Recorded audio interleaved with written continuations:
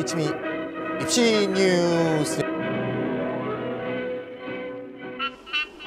지난해 제2외국어 이수 의무 조항이 폐지되면서 일선고교의 제2외국어 선택 학생 수가 큰 폭으로 감소한 것으로 나타났습니다. 그러나 그럼에도 불구하고 최근 많은 학생들이 수능에서 제2외국어 한문 선택에 큰 관심을 보이고 있는 바, 제2외국어를 선택해서 공부할 것인지, 제2외국어로 어떤 과목을 선택하면 좋을지 알아보도록 하겠습니다. 티치미 입시 뉴스 12회가 되겠습니다. 안녕하세요, 김찬입니다. 오늘은 말이죠, 제2외국어 한문에 대한 말씀을 드리려고 합니다. 제2외국어 한문 얘기를 하면 그거야 서울대 가려는 애들이나 하는 거 아니냐, 이렇게 말씀하시는 분들도 있고요. 또는 외고 특목고 애들이나 제2외국어 하지 나하고 뭔 상관이냐, 이렇게 말씀하는 분도 있는데요. 결론부터 말씀드리면 둘 다 틀린 겁니다. 제2외국어 한문은 대부분의 학생들이 다 관심을 가져야 될 과목이다, 이런 대전제하에서 오늘의 입시 뉴스를 시작해 보도록 하겠습니다. 그러면 왜 모든 학생들이 관심을 가져야 되는가, 그 이유부터 먼저 살펴보도록 하겠습니다. 여기 보이시죠? 네, 각 대학의 제2외국어 한문 반영 실태에 대한 표가 나와 있죠. 표를 보는 법을 말씀드릴게요. 먼저 거기 학교 이름 옆에 별표가 붙어 있죠. 별표가 붙어 있는 거는 2012학년도 신요강에 해당하겠습니다. 별표가 없는 것은 2011학년도 요강인데요. 아직 2012학년도를 본격 발표하지 않았다는 얘기죠. 하지만 매년 큰 변화가 없으니까 2012년 자료도 2012년과 대동소이할 것이다, 이렇게 생각해 주시면 되겠습니다. 그 다음 두 번째 칸에 모집 단위가 있죠. 모집 단위가 인문계열 이렇게 돼 있으면 문과 모집 단위를 지원할 때만 관계되는 거고요. 전 모집 단위 이렇게 돼 있으면 문과 모집 단위, 이과 모집 단위에 다 관계된 거고요. 그게 아니고 과가 이렇게 특별히 정해 있다면 그 과에만 해당된다, 그렇게 보시면 되겠습니다. 그 다음에 오른쪽에 보면 제2외국어 한문 반영 방법 보이시죠? 거기에 사탐 이렇게 써 있으면 사탐 과목 하나를 대체할 수 있다는 얘기고요. 탐구 이렇게 써 있으면 사탐 혹은 과탐 과목을 다 대체할 수 있다, 그렇게 보시면 되겠습니다. 중요한 것을 몇 개 한번 볼까요? 제일 위에 서울대 봅시다. 서울대는 인문계열 모집 단위에 지원할 때만 해당되고요. 점수로 반영한다고 되어 있죠. 필수 응시해야 됩니다. 점수로 반영하고요. 5.6% 반영하게 되어 있습니다. 그래서 5.6%라는 것은 수능 점수 전체를 100%라고 볼 때 그중 5.6% 정도 차지한다, 그런 내용이 되겠습니다. 연세대 경우를 한번 볼까요? 인문계열 모집 단위를 지원할 때만 제2외국어 한문을 뭐를 대체할 수 있다? 탐구 과목 한 과목을 대체할 수 있다. 뭐 아시겠지만 연세대 인문계열을 지원할 때는 보통 애들이 사탐을 했겠죠. 문과 애들이 사탐을 하면서 인문계를 지원하겠지만 과탐을 한 자연계 학생도 인문계는 아무 제한 없이 지원할 수 있죠. 대부분 대학이 다 그렇습니다. 자연계 애들이 더 우수 학생이고요. 자연계 학생들은 따라서 어떤 인문계 학과라든지 학과도 다 마음대로 지원할 수 있어요. 그러니까 자연계는 거의 100% 교차 지원이 되죠. 인문계의 경우에가 자연계 모집 단위를 지원하려면, 즉 사탐이나 수리나를 공부하고 그러니까 대학교를 자연계 대학교를 지원하려면 주로 중하위권 이하 대학이 주로 그렇죠. 네, 그런 것은 기본적으로 알고 계셔야 될 거고요. 따라서 어쨌건 연세대는 사탐을 했건 과탐을 했건 상관없이 어쨌건 인문계열 모집 단위를 지원할 때 대체할 수 있다는 얘기죠. 여기까지 서울대, 연세대만 딱 보면 뭐 나름대로 말이 되죠. 왜? 인문계열이라는 것은 제2외국어가 통상관계를 하든가 아니면 그 나라의 뭐 인문학 또는 뭐 문학, 이걸 공부한다고 할 때 굉장히 제2외국어가 유용한 도구가 될 수 있으니까 인문계열 모집 단위에서 제2외국어 한문을 반영한다는 것은 충분히 이해할 만한 것이라고 볼 수가 있죠. 자, 문제의 대학 3번 대학이 나옵니다. 누굽니까? 고려대학입니다. 예, 우리 때는 고려대학 그러면 막걸리 대학교 이렇게 노래 불렀는데 요새도 막걸리를 먹는지 잘 모르겠습니다만 어쨌건 예, 서울대는 소주 먹고 연세대는 맥주 먹고 고려대는 막걸리 먹는다 그랬거든요. 지금은 물론 아니겠습니다만 그런 게 이제 학풍이라고 볼 수 있겠죠. 근데 고려대는 말이죠, 황당하게도 전 모집 단위가 라고 써있죠. 전 모집 단위가 뭡니까? 인문계열, 자연계열 뭐 다 가릴 거 없이 다 제2외국어 한문 과목을 뭐를 대체할 수 있다? 탐구를 대체할 수 있다, 이 말이죠. 그러면 자연과 학생들 중에서 과탐을 하면서 연세대 인문계열을 지원하는 애들이 몇 명이나 되겠어요? 거의 없겠죠. 근데 고려대의 경우에는 소리 가를 하고 과탐을 한 그야말로 자연계 학생들이 과탐 한 과목을 제2외국어 한문으로 대체할 수 있다. 그런 내용이 되겠죠. 그러면 그 밑을 쫙 한번 보세요. 대부분 다 인문계열을 쭉 하고 있죠. 이화여대도 인문과학대학이 인문계열 중에서 일부죠. 사회과학대학 빼고요. 인문과학대학만 한다는 거죠. 그러니까 좀 더 좁은 거고요. 한국외대는 전 모집 단위가 다 인문계열이기 때문에 인문계열이라고 돼 있는 거나 마찬가지입니다. 건국대도 인문계열 중에서 문과대학만 반영하니까 이화여대하고 건국대학이 비슷한 겁니다. 그러니까 어문계열이 있는 고기에만 반영한다는 얘기고요. 동국대를 보시면 인문계열에다가 자연계열이 2개 들어가 있죠. 컴퓨터공학 전공, 가정교육과. 그다음 숙명여대는 의료, 식품 영양이 이과 애들이 많은 가는 거죠. 따라서 중요한 것은 대부분 대학이 다 인문계 모집단위 혹은 인문대학, 문과대학하고만 관계된 것에 비해서 3개 대학, 어디죠? 고려대, 그 다음에 동국대, 그 다음에 숙명여대는 이과 모집단위 전부 혹은 일부에서 과학탐구를 제2외국어가 대체할 수 있다. 이거 꼭 좀 기억하셔야 됩니다. 따라서 제2외국어 한문은 인문계열 학생만 관계된 게 아니고 자연계열 학생도 관계된 것이다. 이렇게 결론을 내릴 수가 있는 거죠. 저 딴 얘기로 좀 넘어가세요. 그럼 도대체 사탐 보고 과탐 보면 됐지. 왜 사탐, 과탐을 제2외국어 한문으로 대체할 것인가? 왜 대학은 이런 요강을 만들었는가? 그건 쉽게 짐작할 수 있죠. 제2외국어를 공부하고 있는 학생한테 옵션을 하나 더 준 거죠. 그래서 보통 일반고 학생들은 사탐 2과목을 공부한다면 제2외국어를 공부하고 있는 학생들은 또는 제2외국어를 공부할 수 있는 그 나라에서 살다 온 학생들, 뭐 공간직원이라든가 기업체 자녀분이라든가 이런 경우에는 사탐 2과목과 제2외국어 3과목 중에서 잘한 과목 2개를 선택할 수 있으니까 옵션이 넓어지는 효과가 있죠. 그래서 이거는 좀 까놓고 얘기하면 특목고 우대조치다 이렇게 얘기할 수 있습니다. 더 나아가서 고려대, 동국대, 숙명여대 등은 자연계 모집 단위를 지원하는 외고 학생들에게도 페이버를 주고 싶다. 그런 자신들의 의도를 노골적으로 내고 있다. 이렇게 볼 수가 있겠죠. 여기까지 얘기하면 말이죠. 홍익이나 아주는 제2외국어를 사탐, 과탐으로 대체할 수 없습니다. 어쨌건 간에. 여기까지 얘기하면 말이죠. 일반고 학생들은 에이! 뭐 이럴 거고요. 특목 학생들은 그렇구나. 이러시겠죠. 근데 이게 그런 면이 있는데요. 그러면 일반고 학생들은 그럼 여기서 동영상 보다가 끊어야 되냐? 그게 아니고요. 일반고 학생들도 이 제2외국어 한문을 할 수 있는 방법이 있다는 거죠. 대학교에서 옵션을 넓혀줬어. 그럼 이 옵션은 나하고 관계없는 거고 외고 애들만 관심 내는 거겠지. 또는 뭐 스페인 살다 오는 애만 관심이 있겠지. 이렇게 생각하지 마시고 일반고 학생 학교에서 제2외국어 요새 가르치지도 않아. 의무수강이 아니야. 그래서 안 하고 있는데 그런데도 뭔가 나도 길이 있다는 거. 요걸 알려드리려고 제가 이 동영상을 찍는 거죠. 자, 그러기 위해서 먼저 그 대책을 좀 얘기하기 전에 말이죠. 요 상위권 대학만 보면 말이죠. 또 중위권 요거 좀 너무 홀대하면 안 되죠. 그래서 중위권도 많이 반영한다. 요걸 보여주기 위해서 표를 하나 더 만들었습니다. 2012학년도 단국대는 2012학년도 나왔고요. 나머지는 2011학년도인데요. 거기 보이시죠? 좀 보기가 좀 어렵습니다. 요거 먼저 하고 갈게요. 숭실대를 보면 말이죠. 국문, 동문, 불문, 일문, 중문 즉 문학 계열에게만 제2외국어 한문으로 대체할 수 있게 되는 거죠. 여기가 제일 교육적인 취지가 올바르네요. 그렇죠? 이런 계열, 이런 모집 단위는 특목, 이건 아니건 제2외국어를 하는 학생들한테 페이버를 주는 게 정당하다고 볼 수 있죠. 매우 올바른 교육적 처사라고 볼 수 있어요. 어쨌든 숭실대가 교육적으로 올바르다. 우리 별표 하나 쳐주세요. 숭실대. 짝짝짝. 자, 그런데 말이죠.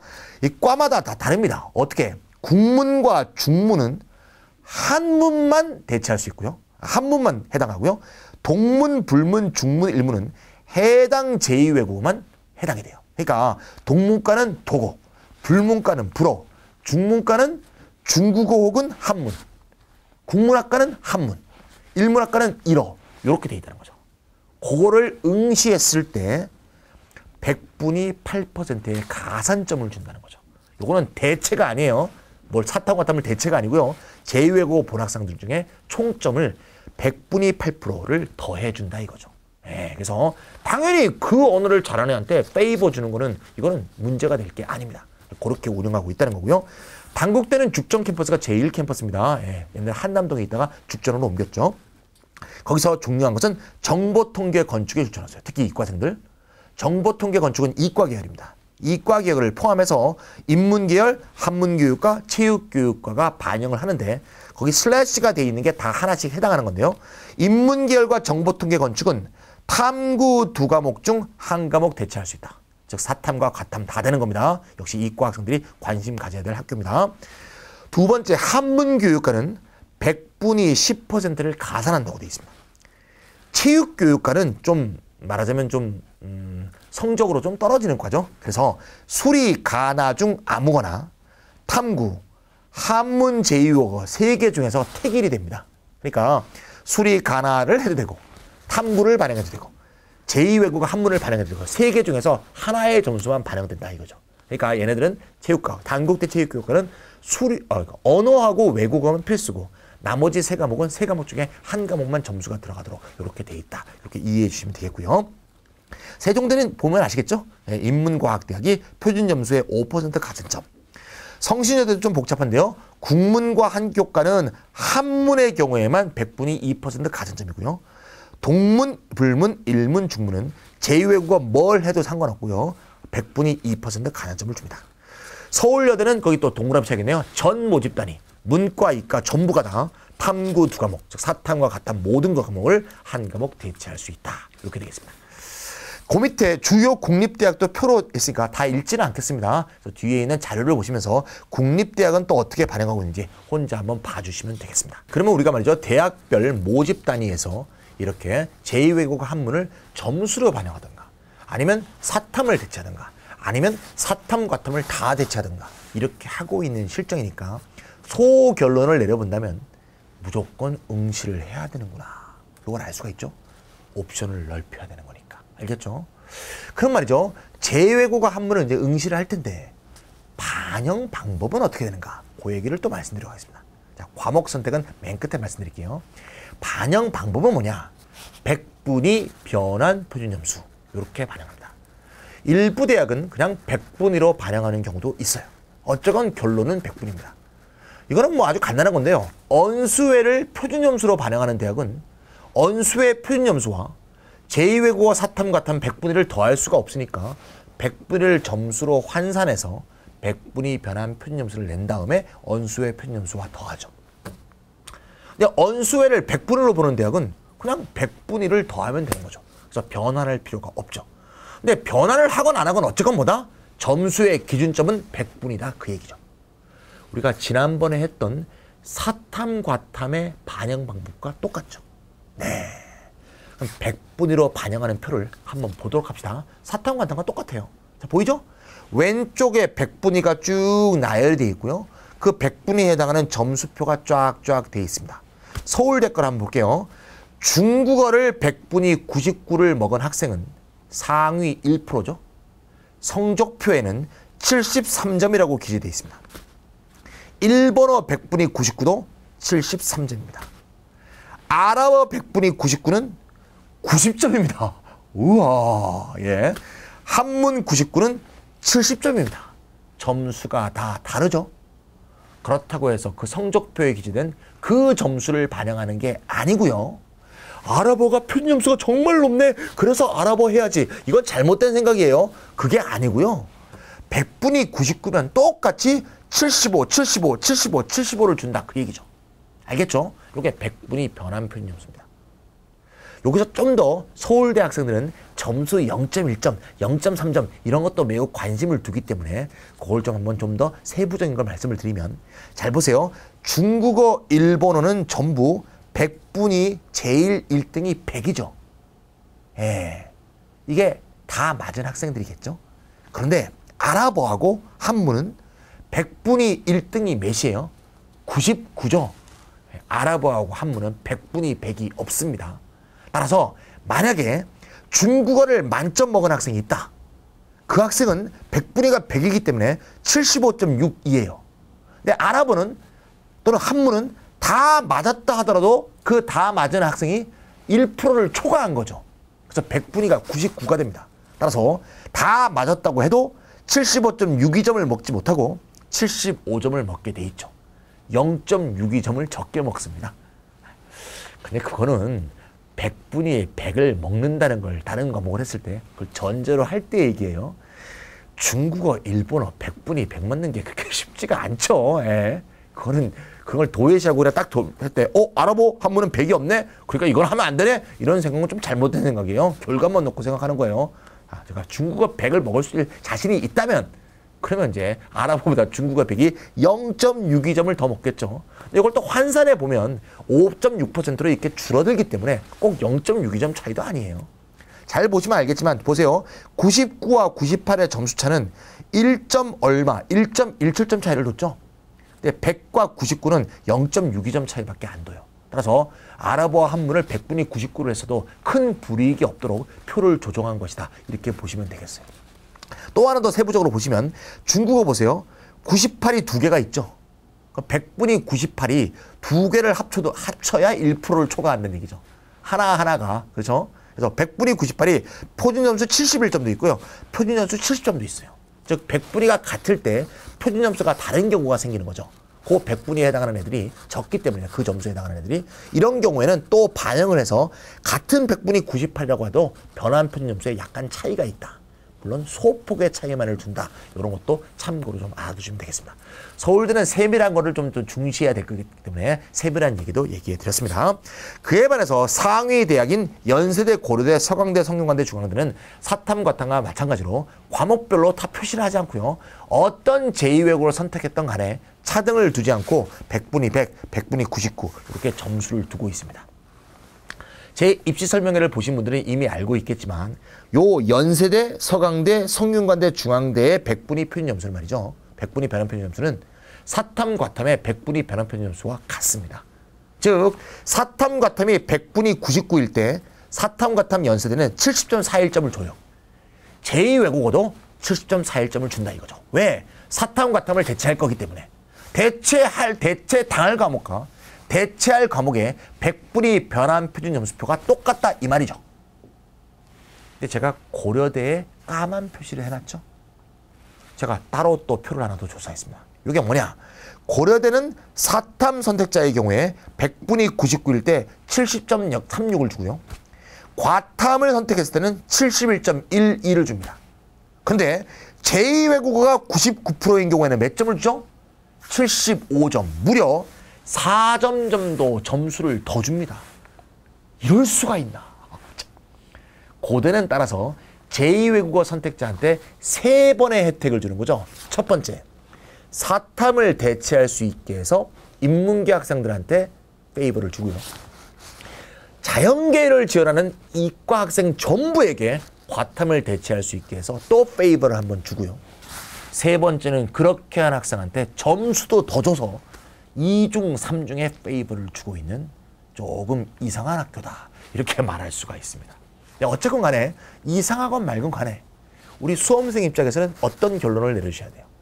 아유, 무조건 해야 되는구나. 고려대를 지원한다면, 고려대를 갈 가능성이 있는 정도의 성적대라면 더욱더 무조건 지원해야겠구나. 이걸 알 수가 있죠. 예, 그래서 무조건 지원해야 되는데 문제가 있죠. 나는 제2외국어 본 적도 없는데 어쩌란 말이냐. 본 적이 없으면 공부하면 되죠. 뭐. 근데 뭘 해야 될 것이냐. 점수 반영 방법에서 이미 결론이 나와 있죠. 100분위 변환 표준 점수를 반영하기 때문에 절대 제2외국어를 잘하는 애들이 많이 있는 과목은 선택하면 안 되죠. 제2외국어 잘하는 애들이 많이 있는 과목이 뭡니까? 그렇죠. 외고의 그 과가 개설되어 있는 학교죠. 학과죠. 예를 들면 외고에 독일어과가 있어. 그럼 거기에 누가 있겠어요? 독일어를 잘하는 애들과 독일에 살다 온 애들이 있겠죠. 그러면 독일어는 100분위 변환 표준 점수 또는 100분위에서 불리한 과목이라고 볼 수 있죠. 100분위로 반영하는 모든 과목은 학생 수가 적은 거 하면 안 돼. 나보다 공부 잘하는 애들이 있는 과목 하면 안 돼. 따라서 지웁니다. 독일어, 프랑스어, 스페인어, 중국어, 일본어 다 지우세요. 러시아어는 개설은 돼 있는데 일단 안 지웠습니다. 안 지운 이유가 있습니다. 좀 이따 보도록 하고요. 요때 말이죠. 외고 학생에 대한 얘기도 좀 해드려야겠습니다. 외고 학생이라면 당연히 내가 프랑스어과야. 그럼 프랑스어를 보통 본다고 생각하겠죠. 일반적으로는 그럴 겁니다. 하지만 내가 프랑스어과에 있는데 학교 시험을 보면 항상 내가 5등급이야. 항상 6등급이야. 항상 7, 8, 9등급이야. 그런데 프랑스어 뭐하러 합니까? 프랑스어 내신만 하면 되지. 그걸 왜 수능에서까지 볼 필요가 뭐 있습니까? 어차피 해봤자 5, 6, 7, 8, 9인데. 물론 조금 올라갈 수도 있죠. 올라가봤자 3, 4인데 그거 왜 하냐고요. 따라서 내가 외고의 특정한 과에 있다고 무조건 9과목이라고 생각하지 마시고요. 수능을 칠 때는 내가 전공하지 않은 과목도 선택할 수 있다. 이런 생각을 갖고 해주셔야 됩니다. 이럴 때 뭘 하느냐. 아랍어를 해주시면 되겠어요. 아랍어. 물론 한문을 할 수도 있는데요. 한문이 평소에 공부를 많이 해왔다. 한문과도 특목이 없으니까 한문을 할 수도 있어요. 또 아까 제가 봤듯이 어떤 특정하게 한문만 요구하는 학교도 있겠죠. 그러면 한문을 할 수도 있겠지만 또 해야겠지만 일반적으로 보편적으로 말한다면 아랍어를 하는 게 가장 유리하다. 왜 그러냐? 선택자가 제일 많기 때문이죠. 두 번째 이유는 그 선택한 학생들의 대부분이 아랍어를 공부 안 하고 그냥 찍고 있기 때문이죠. 즉 내 밑에 쭉쭉 깔아주기 때문이죠. 한번 통계를 한번 보세요. 작년에 볼 때 작년 6월 모의평가 때 아랍어를 응시한 학생이 8,000명입니다. 근데 9월 모의평가 때 응시자 수는 12,000명이 늘었다가 수능에는 무려 49,000명이 봤습니다. 그렇다면 이렇게 볼 수 있겠죠. 12,000명 말고는 아랍어 아마 공부도 안 했을 것이다. 대충 그렇게 예측하는 게 틀리지 않을 겁니다. 수능에만 그냥 응시한 학생이 6월, 9월에 미쳤다고 시험 보겠습니까? 안 치죠. 그러니까 요거 빼고는 37,000명 정도는 그냥 찍었다고 볼 수 있어요. 찍은 사람이 성적이 그렇게 잘 나올 리가 없죠. 밑에서 잘 깔아주니까 아랍어가 가장 점수를 얻기 높을 것이다. 아까 아랍어 100분이 99가 표준 점수 90이었던 거 기억나죠? 표준 점수는 왜 올라가요? 평균값이 엄청 낮기 때문이죠. 평균값이 엄청 낮다는 얘기죠. 다 찍은 놈들이다 이거죠. 그래서 아랍어를 해주시면 됩니다. 선생님, 저희 학교는 아랍어 안 하는데요? 아랍어는 도대체 어디 가서 배우나요? 과외를 해야 되나요? 아니죠. 그냥 인강 하시면 돼요, 인강. 아랍어 굉장히 쉽답니다. 제가 아랍어 선생님한테 물어봤습니다. 20강으로 돼 있는 기본 강좌 하나만 열심히 듣고 공부하면 그냥 만점 나온대요. 제 조카가 작년에 티치비 대입학원에서 삼수를 했어요. 삼수를 했는데 3개월 동안 딱 강좌 한 25강 정도 들었나요? 그리고 다 맞았어요. 그러니까 걔가 아랍에 살다 온 애도 아니고 무슨 리비아에서 산 것도 아니고 아버지가 아랍인도 아니고 그렇죠? 그런데 그냥 한강 듣고 다 맞더라고요. 그러니까 사실 사탐, 과탐 과목 중에서 한 강의 듣고 공부해서 3개월 공부해서 다 맞는 과목은 아마 없을걸요. 그래서 아랍어를 그냥 인강에서 선택하셔서 그냥 공부하시면 된다. 이렇게 단적으로 말씀드릴 수 있다. 이렇게 말할 수 있습니다. 근데 말이죠, 선생님, 저는 말이죠, 한강이라도 저는 부담스러워요. 저는 언수에도 안 나오고요. 그럼 하기가 싫어요, 그냥. 그러면 어떻게 할까요? 그러면 안 하면 되죠. 그럼 하지 마시고요. 하지 말고 그냥 시험만 보세요. 그냥 찍는 거죠. 왜? 찍어도 잘하면 1등급은 안 나오지만 2등급은 나올 수가 있거든요. 그럴 때는 뭘 해야 되느냐? 아랍어 혹은 러시아어를 하면 되겠습니다. 그러니까 공부를 하실 거면 아랍어로 하시고요. 특목 학생 중에서 내 과목이 안 나온다, 내 전공이 안 나온다, 그럼 다 아랍어 하시면 되고요. 물론 한문 하셔도 됩니다. 그건 개인이 선택하시고요. 일반적으로 다 아랍어 하시면 되겠고요. 공부를 안 할 거다, 그러면 아랍어하고 러시아어를 응시하시면 되겠어요. 왜냐? 여기 보이시죠? 컷을 봅니다. 컷. 독일어, 프랑스어, 스페인어, 중국어, 일본어의 컷을 보세요. 1등급 컷이 44에서 47이고요. 원점수 기준입니다. 2등급은 38에서 43이에요. 3등급도 다 30점대에서 무려 40점대인 것도 있죠. 즉, 이 과목들은 전부 공부한 애들만 시험을 본다, 그 말이죠. 그런데 러시아어하고 아랍어를 한번 잘 보세요. 러시아어, 아랍어는 1등급 컷이 45점, 43점이죠. 얘네들은 공부한 애들이다, 이거죠. 예, 인강을 했거나 재수학원에서는 아랍어 가르치거든요. 제 티치미 대입학원도 아랍어하고 한문밖에 안 가르쳐요. 근데 2등급 한번 잘 보세요. 2등급은 어떻게 돼 있어요? 러시아어는 21점, 아랍어는 20점이죠. 2등급까지의 학생들의 상당수는 공부 안 하고 찍었다는 얘기죠. 요게 2점 오른 거예요. 2010학년도에는 아랍어 2등급 컷이 18점이었어요. 근데 2점 올라서 20점이 된 겁니다. 그래도 다른 거에 비해서 엄청 낮다는 걸 알 수 있죠. 3등급 컷도 15점과 16점입니다. 그러면 운만 좋으면 3등급은 쉽게 나오는 거거든요. 1년 공부한 사탐 과탐이 3등급도 안 나오는 경우 굉장히 많습니다. 따라서 이런 경우는 공부하지도 말고 그냥 로또 탄다는 기분으로 1, 2, 3, 4, 5 잘 찍으셔서 2등급 혹은 3등급을 맞아주시면 된다. 이렇게 말씀드릴 수 있습니다. 입시 전문가라는 놈이 말이죠. 입시 대책에 대해서 전략에 대해서 말하면서 로또 타라 이렇게 얘기하는 건 상당히 좀 가슴 아픈 일입니다. 예. 이게 무슨 교육도 아니고 전혀 무슨 교육적이지가 않죠. 나라의 발전에도 하나도 도움이 안 되고 개인의 발전에도 도움이 안 되는데 제도가 이렇게 불합리하게 돼 있으니까 이 불합리한 제도를 우리가 좀 활용하는 거 이런 관점에서 제가 말씀드렸으니까 전혀 교육적인 취지가 아니었다. 이런 의도로 보시면 되겠고 오늘부터 아랍어 좋은 강의 하나 선택하셔서 공부하시는 거 그렇게 해서 누구나 1등급 또는 만점 이렇게 먹어주시길 바랍니다. 여기까지 입시뉴스 12회를 마치도록 하겠습니다.